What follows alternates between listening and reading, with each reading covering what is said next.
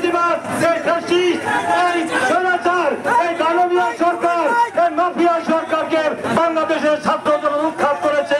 বাংলাদেশ আবার অনেক বছর পর আবার স্বাধীন হয়েছে।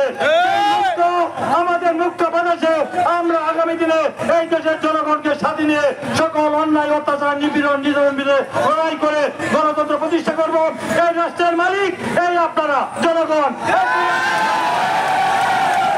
নির্বাচিত সরকার হবে, সেই সরকার রাষ্ট্র চালাবে। কোন স্বৈরাচার, কোন অবৈধ সরকার আর কোন রাষ্ট্র দখল করার খুব ক্ষমতা না।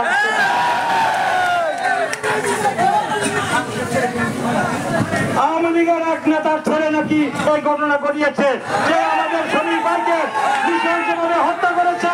তাকে অবিলম্বে আমি আইন প্রয়োগকারী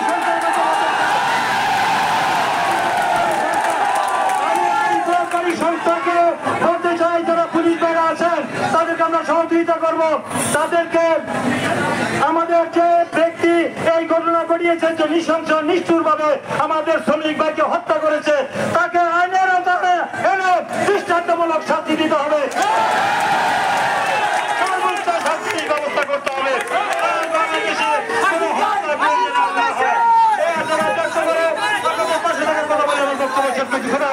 বাংলাদেশ জিন্দাবাদ, শহীদ জিন্দাবাদ, তারেক রহমান জিন্দাবাদ, রশিদ জিন্দাবাদ, জিন্দাবাদ।